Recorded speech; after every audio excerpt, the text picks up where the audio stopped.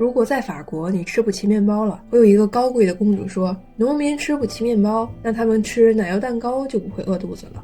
如果你现在收入水平很低，那么只需要把你闲置的房产租出去，或者用你的私家车拉活，就可以提高收入水平了。如果你生活在我境，就快要饿死了，皇帝会非常殷切地关心你说，怎么不喝碗肉粥啊？这个就是史上有名的何不食肉糜的皇帝，孝惠皇帝司马衷。作为我大晋开国的第二个皇帝，怎么弱智成这个样子？他爹晋武帝司马炎也算是守城之军里面还有点东西的帝王，为什么偏偏一定要立这么个傻子当皇帝？他的其他皇子都到哪儿去了？这个牵扯到一桩陈年旧案。当初老影帝司马懿篡权之后，本来是要传给大儿子司马师的。司马师自身本事也确实突出，但是司马懿太缺德，司马家的报应不断来袭。上期我们说到，在淮南二叛中，司马师的眼睛刚做完手术，眼球被文鸯夜袭给活生生吓掉了，没多久就去世了。这时候司马师48岁，并且没有亲儿子，只有一个过继的儿子。当初司马师和妻子夏侯徽伉俪情深，一口气生了5个女儿。时年24岁的夏侯元荣还没给他生出儿子，就溘然长逝。发妻的去世让司马师冷漠、阴狠、理性，开启了冷酷血腥的镇压。同时，自此之后20年，司马师再也没能生出自己的儿子，不是再没生出一个孩子。司马家的江山刚刚篡权到一半，可不能后继无人呐。眼见着司马师确实没有子嗣了，于是司马师的弟弟司马昭贡献出了自己的二儿子司马攸，过继成了司马师的孩子。记住这个司马攸，这将是后面一场滔天巨浪的导火索。但是天不遂人愿，黑天鹅事件再次爆发，司马师死在了淮南二叛中。这篡权篡到一半，怎么第2代接班人又没了？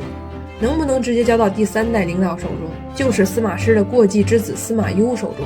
很遗憾，不可以，因为那年的司马攸只有10岁，10岁的孩子是震慑不住曹魏诸臣的，更别提后面还有更汹涌的淮南第3叛。当时政治斗争风云诡谲，瞬息万变，年幼的司马攸难以承担建国伟业的重任，于情于理必须把指挥棒交到年长一些的司马昭手里。所以只是因为司马师的意外早逝，才让司马昭捡了一个天大的便宜，匆忙间作为司马家的继承人登场了，顺利的开始执掌江山。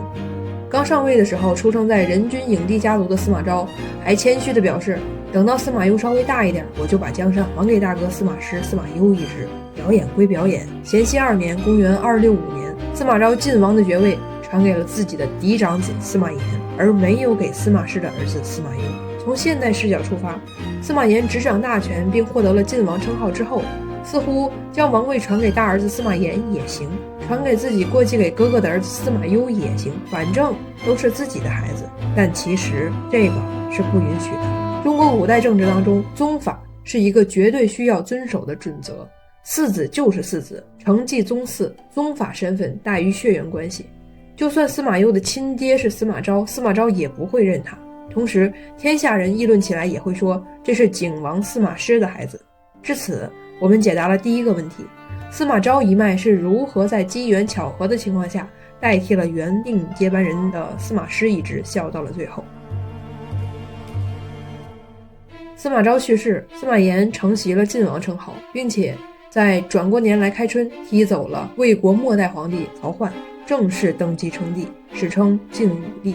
按说新生的国家建立了，蜀汉灭亡了，吴国也在准备了15年后被灭了。公元280年，统一的代晋王朝应当显示出一片欣欣向荣的开拓景象了吧？但是并没有。除了我们前几期说的那些问题，诸如意识形态沉沦、士大夫集体道德沦丧、胡人充斥在中原的各个角落、人口大幅下降以外，中央又出现了完全不亚于上述几个问题的严重变故。古皇帝司马炎的皇储是个傻子。是不是我们比古人聪明，比那些晋朝正部级以上的官员都聪明呀？他们当年没看出来司马衷是个傻子，或者说看出是个傻子来，但是满朝官员都大意蒙蔽到无所谓？其实都看出来了，而且都觉得傻子接班很不妥。试举几例，比如征虏将军张宏就直接点名了，说太子不学，而且这话还是对太子妃贾南风说的。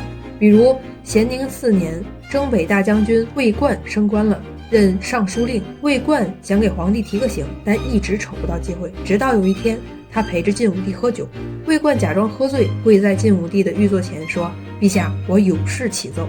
晋武帝说：有事儿你就说吧。魏冠欲言又止了3次，最后用手摸着御座说：可惜了这个皇家御座了。潜台词就是你司马家的这王座，司马衷能扛起来吗？可惜呀。